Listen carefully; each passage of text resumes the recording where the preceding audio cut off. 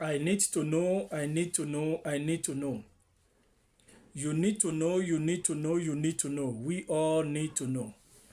What do you need to know? What do I need to know? What do we need to know? Life is about information. Life is about knowledge.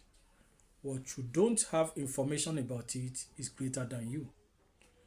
As I says now and then, discover who you are.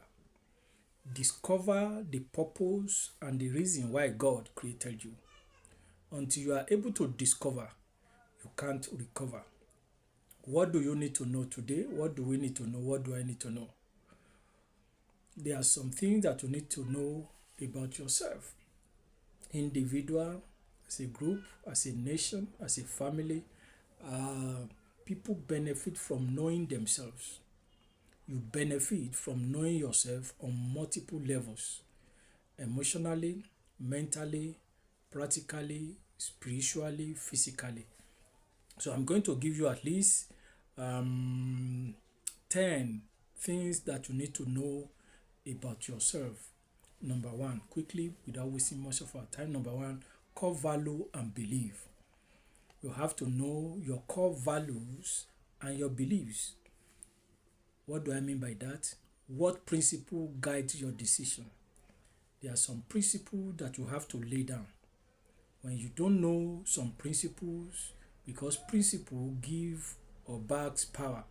So you have to know your core values and beliefs. What principles guides your decisions? You have to know what do you stand for and what won't you tolerate. As the saying goes, a man have to stand for something for him or her not to fall for everything. So one of your key values and beliefs is what you are standing for. What do you believe? What do you stand for? And what won't you tolerate? What are the things that you don't tolerate? It's not everything that you say, okay, it's okay, it's okay. So number two, your strengths and your weaknesses. You have to know your strengths and your weaknesses. What are your natural good at? What are you naturally good at? What are your talents? What are your gifting? Where do you struggle? Where do you struggle and how can you improve? When you are able to know this thing, that means that means you are recovering yourself, you are knowing yourself. Number three, emotional triggers and patterns. What triggers your emotion, your reaction? What situation makes you stressed, happy or angry? What are the situations that makes you stressful, make you happy or make you angry, so that you can avoid them and also embrace the one that makes you happy? How do you typically react, and can you manage it better? How are you reacting to some situations, and can you manage it better, so that you'll be able to know what are the things that the emotional triggers and patterns, so that you can be able to avoid such things. Number four, what you need to know about yourself, your passion and your interest. Do you know your passion? Do you know your interest? If you are yet to discover your passion and you are yet to know your interest, because passion is what prepare your goals. You can have goals, you can have vision, you can have everything, but without passion, passion is just like a fuel that prepare you to get closer to your goal, to be able to pursue your goal. If you don't have passion, you'll just be procrastinating that I will do it tomorrow, I will do it tomorrow, I will do it tomorrow. So what are the passions and your interests? What excites you and what motivates you? What are the things that excite you and what are the things that motivate you? Are you spending time on things that fulfill you? There are some people that what they are doing, they are not even fulfilled. You see them going to their office, they are not happy. So you have to know what makes you happy, what makes you fulfill. The things, spending time to fulfill your future, your destiny. Number five, limit and boundaries. Do you know your limit? Do you know your boundary? It's different from weaknesses and strength. So you have to know your limit. How do I mean? How much time, energy, and emotional space can you give others? Don't just be giving people your time unknowingly, recklessly, because when time, we each and everyone have 24 hours. And when you sleep maybe like 8 hours maximum of that, and somebody is coming to waste your time, you have to know who and who not to give your time and who are to give your time. So how much time, energy and emotion, space can you give to others? So you have to know that. Do you set boundaries to protect your well-being? Do you set boundaries to protect your well-being, or you are just reckless? Number 6, fears and insecurity. You have to know your fears and your insecurity about what holds you back from taking risk or growing. What are the things that makes you to not to leave your comfort zone?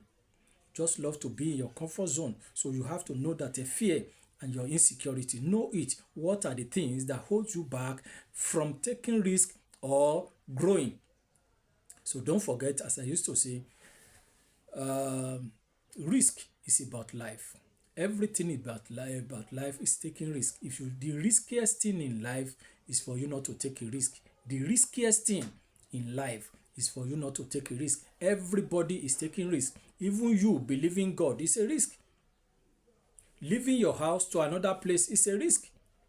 Everything that we are doing in this world, sleeping and be thinking you wake up tomorrow morning, is a risk.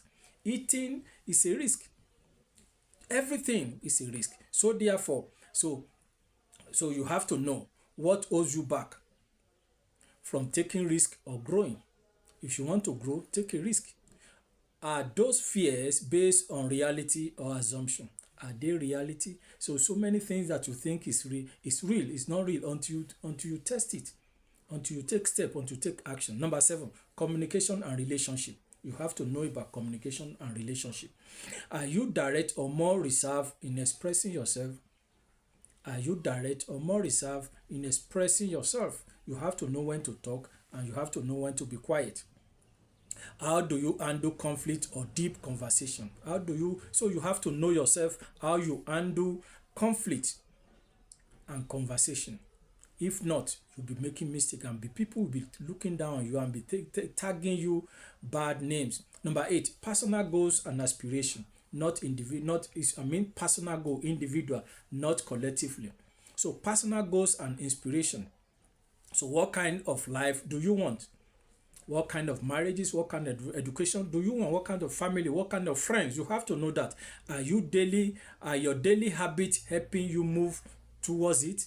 What you are doing on daily basis, are they helping you to achieve your goals and your aspiration, or they are not? People that you surround yourself with, are they helping you to achieve your goals or not? If not, think twice. Number 9, self-care needs. Self-care needs. What do I mean by that? What do you need to feel balanced and recharge? What are the things to feel balanced and recharge?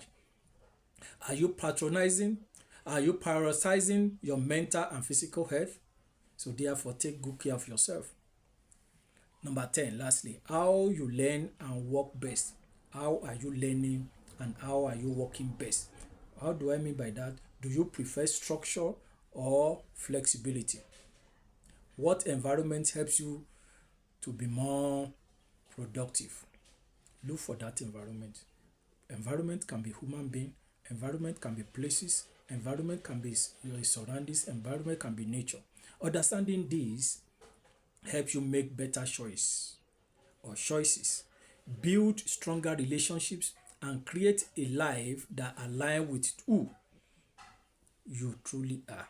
What you feel you understand best about yourself is a question. What do you feel you understand best about yourself?